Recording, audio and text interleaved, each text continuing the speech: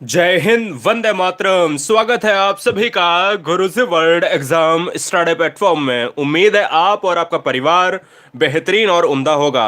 आज की इस वीडियो में हिंदी के ऑल चैप्टर का मॉक टेस्ट आपके स्क्रीन पर रखेंगे, जिसमें जितने भी हिंदी में ग्रामर में, व्याकरण में, साहित्य साथ में लिया है, कारक हो, संधि हो, लिंग हो, विशेषण हो, सर्वनाम, संज्ञा के पद, शब्द, अलंकार, छंद, जो दिख नहीं रहा वो भी सब इसी वीडियो में है। तो प्रश्नों का धुआं धुआं पहले क्वेश्चंस के साथ आगाज करेंगे। बने रहिए हमारे साथ गुरुजी वर्ल्ड एग्जाम स्टडी में। पहला क्वेश्चन आपसे कहता है दोस्तों, कहता है छत्रज्ञ और स्रा कहे जाते हैं। क्या कहे जाते हैं? ऑप्शन नंबर हमारा ए हो जाएगा, संयुक्त व्यंजन कहे जाते हैं। संयुक्त व्यंजन की संख्या अगर कितनी होती है तो संयुक्त व्यंजन की संख्या होती है 4, जो आपको स्क्रीन पर दिख रहा है, छत्रज्ञ स्रा। ऑप्शन नंबर ए लॉक हो जाएगा। अगले क्वेश्चंस की बात करेंगे। क्वेश्चन नंबर 2 स्क्रीन पर ये रहा।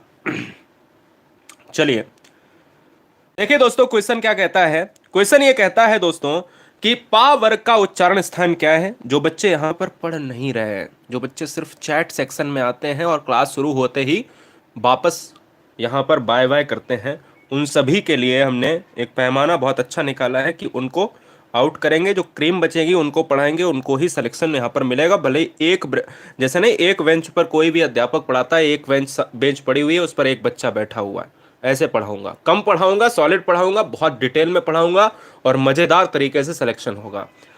तो चैट वाले बच्चे थोड़ा हमसे सावधान रहना। पावर्ग का उच्चारण स्थान होता है, ओष्ठ होता है। अगर हम कहते हैं पावर्ग, और पावर्ग जो होता है पाफा बाभा, ये ओष्ठ ओष्ठ समझते हो ना, जहां पर ओठ का इस्तेमाल होता है वहां पर हम क्या करेंगे, ओष्ठ लगाएंगे। अगला क्वेश्चन थर्ड आपके स्क्रीन पर। ठीक है, चलिए क्वेश्चन नंबर थर्ड आपके स्क्रीन पर है। थर्ड आपसे क्या कहता है? कहता है हरियाली क्या है। हरियाली क्या है? मैं ये कहता हूं दोस्तों, हरियाली आप अगर देखिए, महसूस कीजिए। जब चीजों को आप महसूस करते हो तो वहां पर आता है एब्स्ट्रैक्ट नाउन। एब्स्ट्रैक्ट नाउन का मतलब होता है भाववाचक संज्ञा। ऑप्शन नंबर सी हमारा हो जाएगा। हिंदी में अगर संज्ञा की बात करें तो संज्ञा प्रमुखता 3 प्रकार की होती हैं, जातिवाचक, भाववाचक और व्यक्तिवाचक। और अगर हम वैसे देखें तो 5 प्रकार की हो जाती हैं, 2 बढ़ जाती हैं, जिसमें द्रव्यवाचक और समूहवाचक का जुड़ाव देखा जाता है। क्वेश्चन नंबर नेक्स्ट 4 नंबर आपसे कह रहा है कि हिंदी वर्णमाला में अयोगवाह वर्णों की कुल संख्या कितनी होती है। बहुत बढ़िया। एक बार अपने मित्रों में इस वीडियो को शेयर करिएगा। सभी बच्चे, सारे प्लेटफॉर्म पर जितने भी बच्चे जुड़े हुए हैं, अपने व्हाट्सएप पर जितने भी मित्र हैं ग्रुप से, उनको शेयर कर दीजिएगा। हिंदी वर्णमाला में अयोगवाह वर्णों की संख्या कितनी होती है? अगर अयोगवाह वर्णों की संख्या देखी जाए तो होती है 2। कौन कौन सी होती है? एक होता है आपका अंग और एक होता है आपका आहा होता है। तो ये चीज आपको डिटेल में याद रखनी है, ठीक है ना। चलिए अगले क्वेश्चंस पर आएंगे। 5 नंबर संधि से प्रश्न लिया है। संधि से प्रश्न लिया है, कहता रामायण का सही संधि विच्छेद क्या होगा। अगर आप रामायण की बात करें तो रामायण की अगर मैं बात करता हूं तो होता है रामधन अयन। क्या होता है? रामधन अयन बराबर होता है रामायण। और जब रामधन अयन हो जाएगा तो ऑप्शन नंबर किसके साथ? ऑप्शन नंबर बी होगा।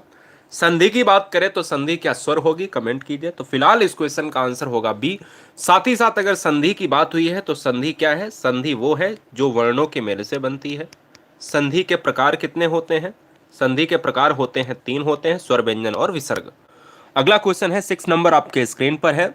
अभिद्य का सही संधि विच्छेद क्या होगा? अभिद्य का सही संधि विच्छेद क्या होगा? बहुत आसान है। 2 चीजें मैं पूछूंगा इस क्वेश्चन से, एक तो उसका संधि बता दो और एक तो संधि विच्छेद बता दो।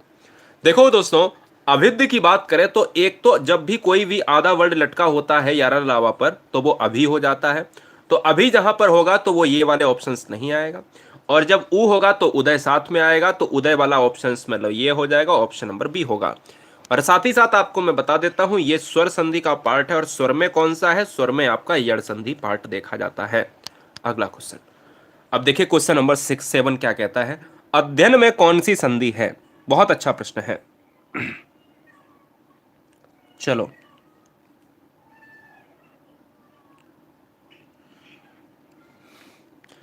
अध्ययन में कौन सी संधि है? अगर आप अध्ययन को देखोगे तो ट्रिक क्या है, नोट कीजिएगा। ट्रिक अगर आपको दिमाग में नहीं आ रही तो आपको 4 वर्ड याद रखने, या रा ला वा। ये क्या होते हैं? अंतस्थ व्यंजन होते हैं।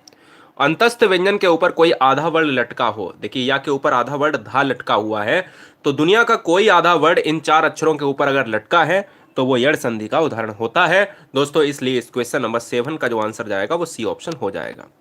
अगला क्वेश्चन 8 नंबर आपके स्क्रीन पर है, आपको बताना है कि आंसर क्या होगा। 8 नंबर क्या कहता है? 8 नंबर आपसे कहता है कि बहिष्कार का सही संधि विच्छेद क्या होगा।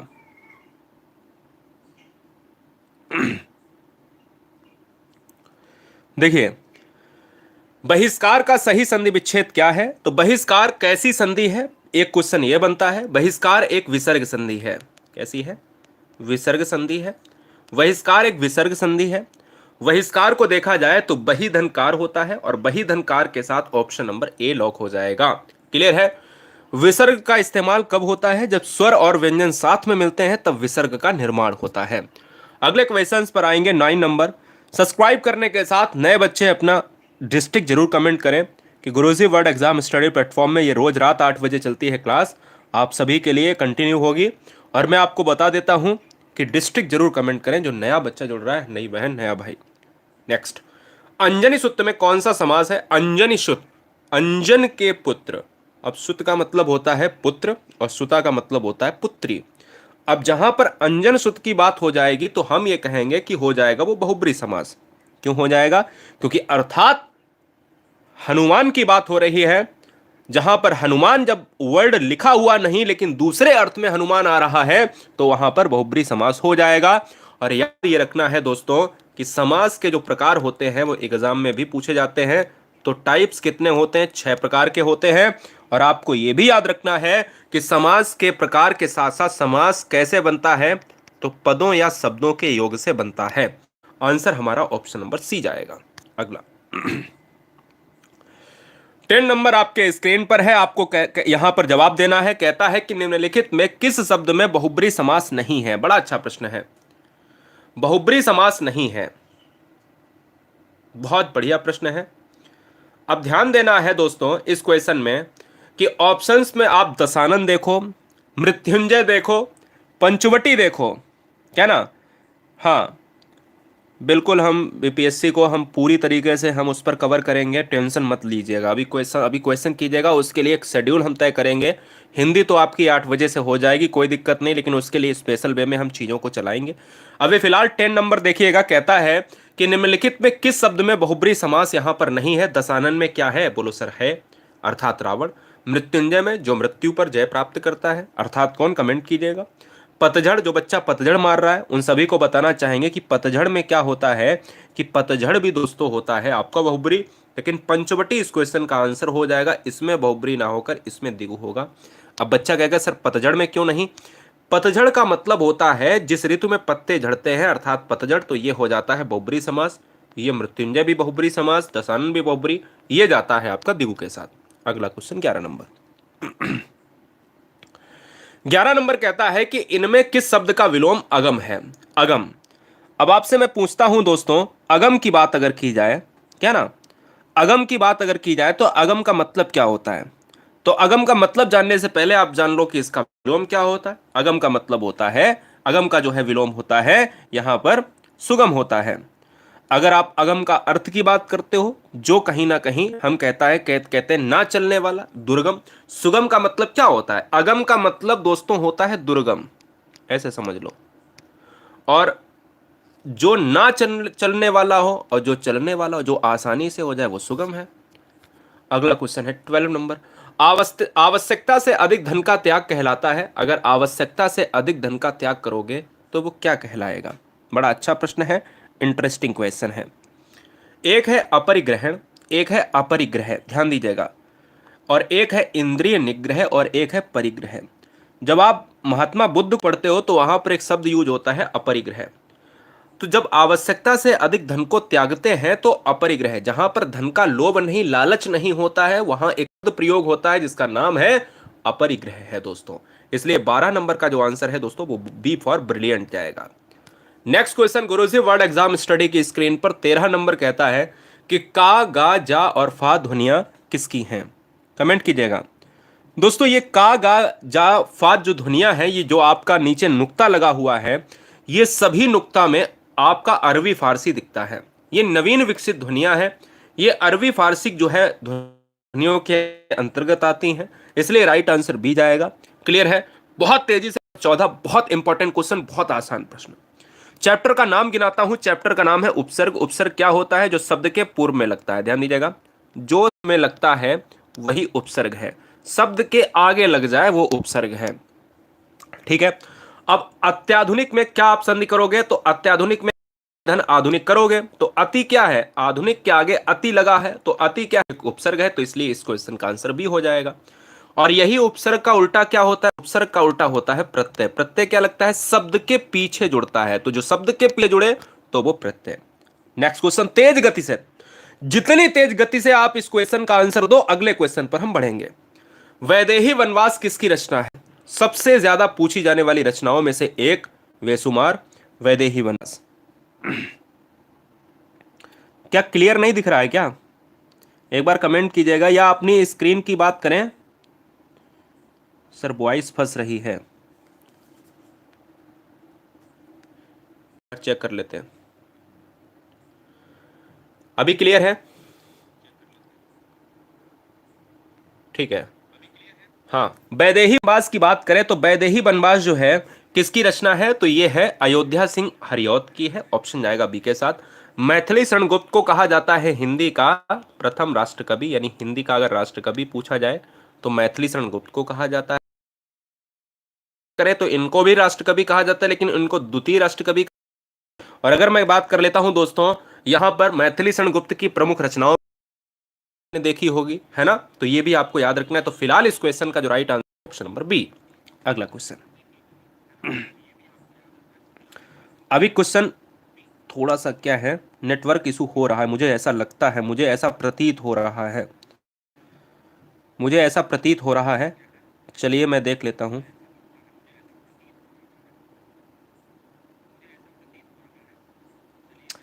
एक बार मैं इसको वीडियो को सही करता हूं, मेंटेन करता हूं, आप वेट करिएगा, ठीक है। मैं नेट को ऑफ करके नेट को ऑन करता हूं। क्या आप सभी हमारा एक सेकंड का इंतजार, मतलब एक सेकंड के लिए आप हमारा साथ देंगे? तो कहीं ना कहीं मैं इसको सही कर लेता हूं, ठीक है।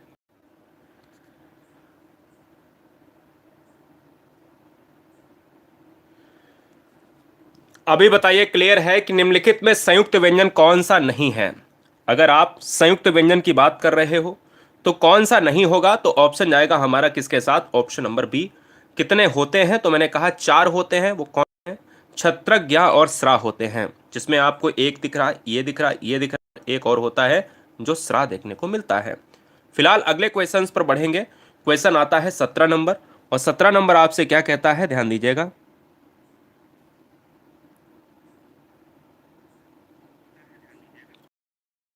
अब साफ आ रहा है, ठीक है। देखिए, निम्नलिखित में से सही वर्तनी वाला शब्द आपको चुनना है। सही वर्तनी वाला शब्द चुनना है। जवाब दिए। सही वर्तनी में आवर्जन लिखा जाता है, और वो कैसा लिखा जाता है?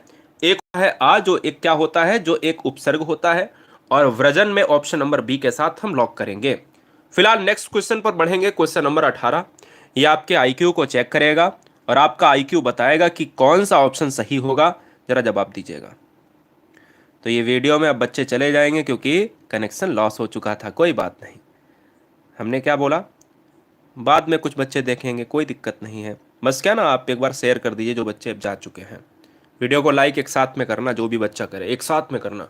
शुद्ध वाक्य का चयन कीजिए। भारत में अनेक जाति हैं, भारत में अनेकों जाति हैं, भारत में अनेक जातियां हैं, या भारत में अनेकों जातियां हैं।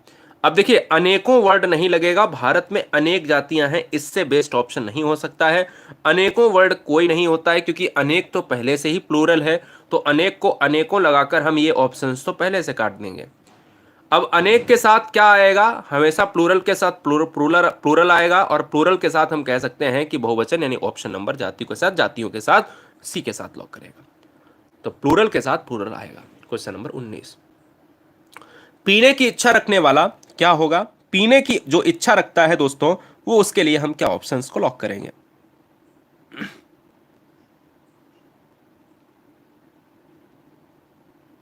देखिए, पीने की इच्छा रखने के लिए हम पिपासु वर्ड यूज करते हैं, जो एक संस्कृत का वर्ड है, जो तत्सम वर्ड है। पिपासु ऑप्शन नंबर सी। मृत्युंजय पद में कौन सा समास है? अगर हमने अभी अभी समास वाला एक क्वेश्चन किया होगा, या मैं फिर से आपको बताता हूं, जो मृत्यु को जय करता हो, है ना। अब मृत्युंजय में देखेंगे दोस्तों, तो मृत्युंजय में समास की बात अगर की जाए तो आंसर क्या होगा? तो हम कहते हैं कि बहुब्रीहि समास हो जाएगा, ऑप्शन नंबर ए। और बहुब्रीहि समास क्यों हो जाएगा? क्योंकि जो मृत्यु को जय करता है, अर्थात भगवान शिव जो मृत्यु को जीतने वाले हैं, वो कौन है? भगवान शिव, भगवान महाकाल की बात हो रही है। जहां महाकाल शब्द आ रहा है, क्या महाकाल क्वेश्चंस में लिखा है? नहीं लिखा, लेकिन किसी दूसरे स्रोत से पता चल रहा है कि यहां महाकाल का नाम आ रहा, तो बहुब्रीहि समास हो जाएगा। बहुब्रीहि समास का यहां पर एक और उदाहरण मैं आपको देता हूं, जैसे दशानन हुआ, जैसे लंबोदर हुआ। बहुब्रीहि समास में कोई भी पद दोस्तों क्या होता है? प्रधान नहीं होता है, कोई पद प्रधान नहीं। ठीक है। जगदीश में कौन सी संधि है? जगदीश में कौन सी संधि है, आपको लॉक करना है। देखिए दोस्तों, अगर मैं बात कर लेता हूं जगदीश, जगदीश में आप जगत वर्ड यूज करते हो ना, जगत, और जगत धन ईस शब्द यूज करते हो ना, तो ये जगत अलग हो जाता है, ईस अलग हो जाता है। बोलो क्लियर है ना? अब ये बताओ, इसमें हलंत लगा है, और ट्रिक ये कहती है जब भी आप संधि विच्छेद करो और उसमें अगर हलंत आ जाए, तो दुनिया का हर शब्द हलंत वाला व्यंजन संधि हो जाता है। इसलिए right answer option number C. अगला, अगला क्या कहता है? विश्लेषण शब्द का विलोम क्या होगा? जब भी चीजों को हम विश्लेषित करते हैं तो हम कहते हैं वो विश्लेषण है। और अगर हम बात कर रहे हैं दोस्तों 22 नंबर में, तो वो संश्लेषण हो जाएगा।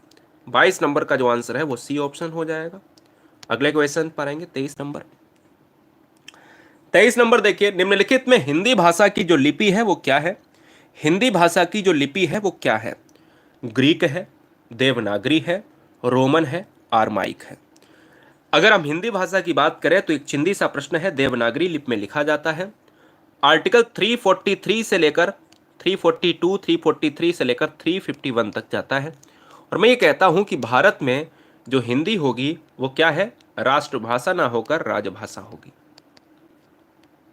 ये बात आपको याद रखनी है। और इसकी जो लिपि होगी वो होगी देवनागरी। क्वेश्चन नंबर 24, भुलक्कड़ में किस प्रत्यय का प्रयोग किया गया है? बड़ा अच्छा प्रश्न है। भुलक्कड़ में किस प्रत्यय का प्रयोग किया गया है? ऑप्शन नंबर ए है आउ, ऑप्शन नंबर बी है अक, सी है अक्कड़, या फिर आक। अगर हम बात कर रहे हैं दोस्तों भुलक्कड़ में, तो ये अक्कड़ प्रत्यय लेकर आता है, क्योंकि प्रत्यय हमेशा कहां पर लगता है? पीछे जुड़ता है। और ये पीछे जुड़ता है, ये प्रत्यय होता क्या है? ये होता है शब्दांश। शब्दांश होता है, यानी शब्द का अंश होता है, चाहे वो आगे जुड़े चाहे वो पीछे जुड़े। 25 नंबर आपके स्क्रीन पर है, उसका कोट पुराना था। उसका कोट पुराना था, इस वाक्य में अगर देखा जाए दोस्तों, तो कौन सा यहां पर ऑप्शन जिसमें पुराना पूछा गया है, यानी कौन सा ऑप्शन जो है पुराना होगा? यानी संज्ञा पुराना है, सर्वनाम पुराना है, क्या विशेषण पुराना है, या अव्यय पुराना है? देखिए, अगर मैं कहता हूं कि मेरी शर्ट नीली है, तो जो मेरी शर्ट है ना नीली, ये विशेषता है, मेरी शर्ट की विशेषता है, मेरी नहीं। तो ये शर्ट की विशेषता है क्या? मेरी नहीं है। ये शर्ट की विशेषता है क्या? ये विशेषण हो जाएगा, विशेषण। और अगर मैं ये कह दूं कि मैं काला हूं, तो भी ये काला क्या है? ये विशेषण हो जाएगा, क्योंकि अब मेरी विशेषता बताई जा रही है। तो इसी तरीके से उसका कोट पुराना है, इस कोट की विशेषता क्या है? पुराना। तो ये भी विशेषण। विशेषण क्या है? जो किसी विशेषता, जो किसी की विशेषता बताता हो। किसकी बताएगा? संज्ञा की बताएगा, या तो सर्वनाम की बताएगा, है ना। तो इसलिए इस क्वेश्चन का आंसर सी। और विशेषण के प्रकार होते हैं 4। अगला, तुलसीदास किसकी कविता है? ऑप्शन ए में है हरिवंश राय बच्चन, ऑप्शन बी में है मुक्ति बोध, ऑप्शन सी में है अज्ञेय, और ऑप्शन डी में है सूर्यकांत त्रिपाठी निराला। मैं ये कहता हूं दोस्तों कि तुलसीदास जो है एक रचना सूर्यकांत त्रिपाठी निराला की है। निराला को कहा जाता है हिंदी का क्रांतिकारी कवि।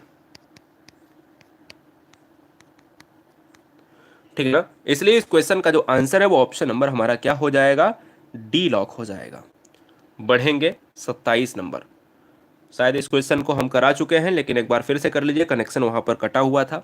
बहिष्कार का सही संधि विच्छेद क्या है, बताइए, फटाफट बताएंगे। क्वेश्चन नंबर 27 आपके स्क्रीन पर है। बहिष्कार का सही संधि विच्छेद विसर्ग संधि के साथ बहिधनकार होगा।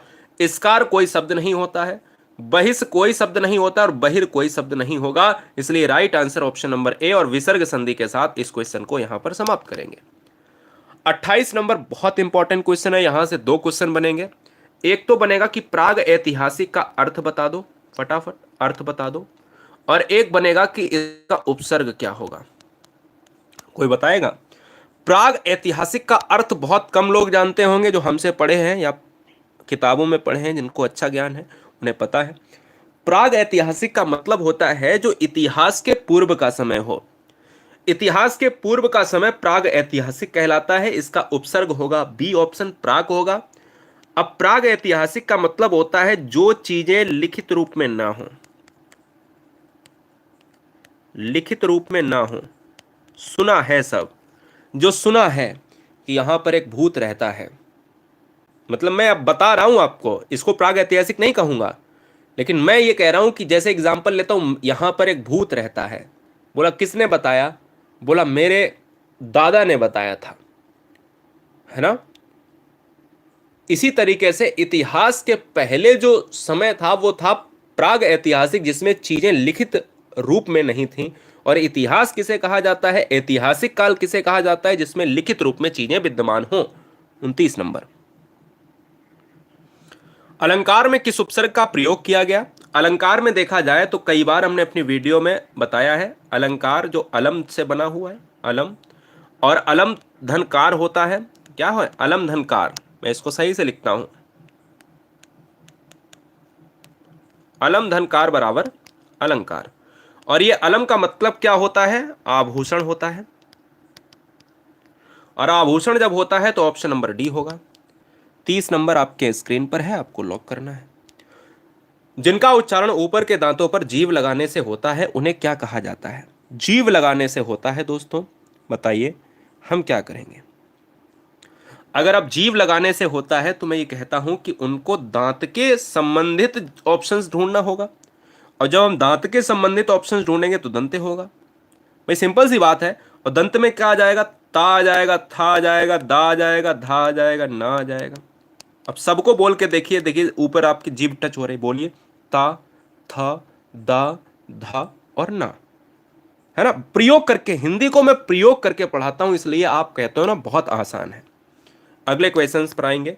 31 नंबर, लास्ट के 20 प्रश्न आप समझ लो, ये पहला क्वेश्चन है। 31 से 50 के बीच में मिलेंगे 20 क्वेश्चन मात्र 7 मिनट के अंदर में, और 7 मिनट के अंदर 20 क्वेश्चन करेंगे। 20 में आपका स्कोर जो रहना चाहिए, कट ऑफ में बता देता हूं, वो रहना चाहिए कम से कम 9 क्वेश्चन का। 11 क्वेश्चन आप गलत कर सकते हो, कर सकती हो, इससे कम तो आपकी हिंदी बहुत खराब। अगला क्वेश्चन, समूहवाचक संज्ञा कौन सी है? ऑप्शन नंबर ए में है गुलाब, ऑप्शन नंबर बी में है आपका पौधे, ऑप्शन नंबर सी में है चावल, ऑप्शन नंबर डी में है अंगूर। देखा जाए तो समूहवाचक संज्ञा है अंगूर, क्योंकि चावल, पौधे, गुलाब ये अलग, अंगूर हमेशा होते हैं किसमें? एक गुच्छे में। अर्वाचीन शब्द का विलोम क्या होगा? दोस्तों ये क्वेश्चन इतना ज्यादा इंपॉर्टेंट है कि आपको पता होना चाहिए कि ये क्वेश्चन कितनी बार एग्जाम में ट्रेंड हुआ। विलोम शब्दों के 100 क्वेश्चंस की बात करें, हाँ 100 क्वेश्चंस में सबसे ज्यादा ये आता है। चलिए देखिए, अर्वाचीन शब्द का विलोम होता है प्राचीन होता है। आंसर 32 का क्या हो जाएगा? बी ऑप्शन सटीक हो जाएगा। नेक्स्ट 33,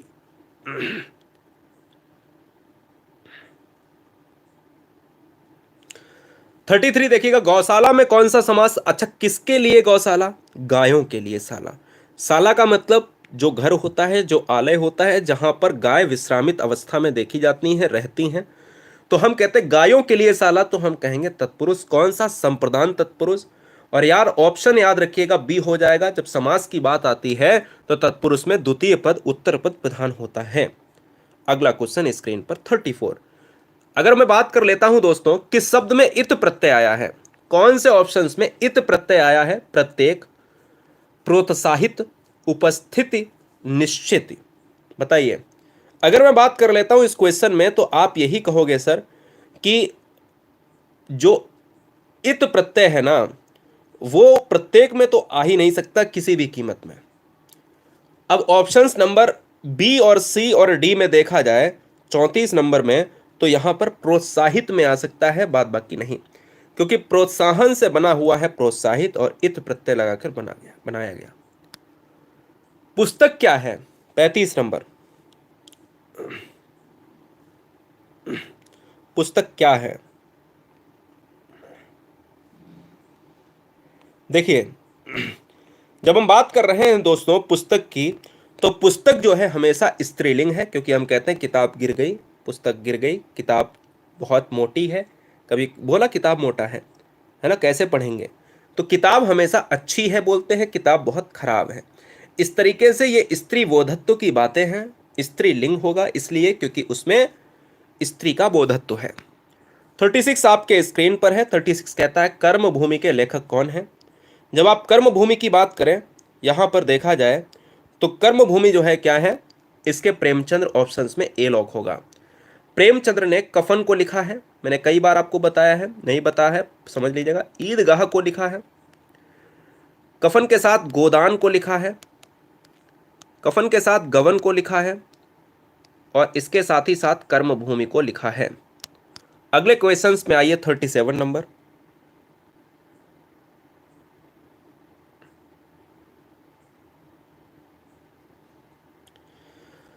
37 कहता है कि ओष्ठ तालव्य दंत ऊष्म में पूछ रहा है कि था कैसा। अभी मैंने अगर एक ध्यान दिया हो, मैंने कहा था ता था दा था और ना, इसमें ये क्या है, इसमें ये है दंत। क्यों? क्योंकि आप था बोलते हो तो फटाक से आपकी जीभ दांत से टकराती है, इसलिए ऑप्शन नंबर सी होगा। बहुत आसान सा प्रश्न है साहित्य से। कहता है यामा किसकी रचना है? यामा महादेवी वर्मा की रचना है। आंसर 38 का क्या हो जाएगा? बी ऑप्शन सटीक होगा। अगला, निम्नलिखित में किस शब्द में लिंग नहीं बदलता? चाचा, छात्र, साइकिल, मामा। अब देखिए, मामा की बात करें, साइकिल की बात करें, छात्र, चाचा, आपको मिलते हैं 5 सेकेंड। फटाफट बताएंगे इस क्वेश्चन का आंसर क्या होगा। लॉक किया जाए। इस क्वेश्चन में देखा जाए तो ऑप्शन जाएगा सी के साथ। चाचा का चाची हो सकता है, छात्र का छात्रा हो सकता है, मामा का मामी हो सकता है, लेकिन साइकिल का क्या है? साइकिल ही नहीं हो सकता है, इसलिए इस क्वेश्चन का आंसर सी है। साखी एक शब्द है, साखी, ये साखी थोड़ा सा ऐसे होना चाहिए। साखी का मूल तत्सम शब्द क्या है? लॉक किया जाए। साखी की बात करी जाए तो साखी को साक्षी कहा जाता है, यानी इसका तत्सम ये है, और साक्षी एक संस्कृत का शब्द है जिसको तत्सम के रूप में माना जाता है। नेक्स्ट, कवि शब्द में कौन सी संज्ञा है? कवि शब्द में कौन सी संज्ञा है, कमेंट कीजिए। कवि शब्द में कौन सी संज्ञा है? तो कवि को देखा जाए ऑप्शन नंबर ए और बी और सी और डी में ये बताओ कि क्या मैंने ये कहा है कि रामू एक कवि है? रामू जो है वो क्या है? बोला कि सर रामू कवि है। तो मैंने आपको बोला है क्या नाम है? कोई नहीं। अगर रामू कवि होता तो व्यक्तिवाचक होगा, या रोहिणी कवित्री होती, या पिंकी कवित्री होती, है ना, वर्षा कवित्री होती, मैं इसी ऑप्शंस में कमेंट बॉक्स से नाम ले रहा हूँ, या कुलदीप, या जो है जो भी है कवि होते, तो वहां पर व्यक्तिवाचक होता। लेकिन मैंने कहा कि नहीं, कवि तो दुनिया में बहुत सारे हैं। जब चीजें जातिवाचक में एक दुनिया में जाति का बोध कराती हैं, तो मैं कहता हूं ऑप्शन नंबर बी। 42 नंबर।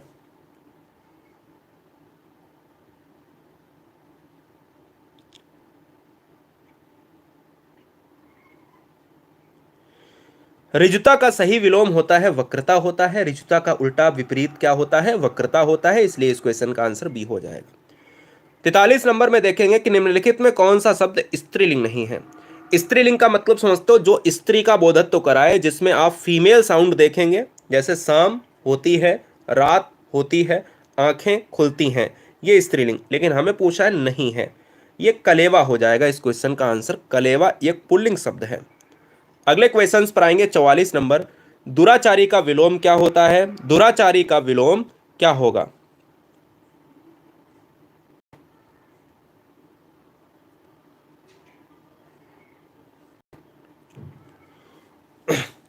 जनसंख्या पे पहले स्थान पर आ गया हूं। बता रहा 2 शब्द बोले सर। अच्छा, कौन तुम आ गए हो कि भारत आ गया? तुम्हारी और हमारी वजह से, हमारे दादा और तुम्हारे दादा की नाकामियों का के कारण जो है आ रहे हैं नंबर 1 पे। और कुछ बोलना चाहते हो?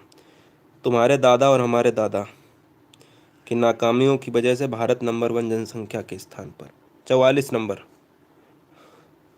क्वेश्चन नंबर नेक्स्ट नंबर कहता है दोस्तों, क्या कहता है?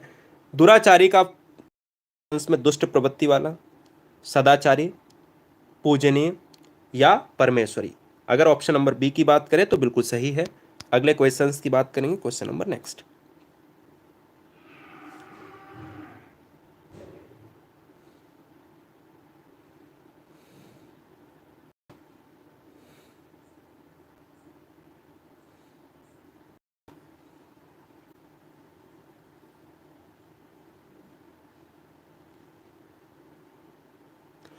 वह शब्द बताइए जिसमें संधि और प्रत्यय का दोनों का प्रयोग हुआ है। एक है रंगीनिया, एक है ध्वंसावशेषों, एक है अधीरता और एक है संप्रदायवाद। थोड़ा सा कठिन क्वेश्चन रहेगा दोस्तों। 45 नंबर का जो आंसर है वो किसके साथ जाएगा? वो जाएगा ध्वंस अवशेष, यानी ऑप्शन नंबर बी, ध्वंसा अवशेषों। ठीक है ना? ध्वंस अवशेष में जो आप संधि भी बात कर लेते हो और जहां पर ध्वंस आप ले लेते हो तो हम कह सकते हैं कि कहीं ना कहीं अवशेष को ले लेते हो तो कहीं ना कहीं हम कह सकते हैं कि प्रत्यय हो जाएगा।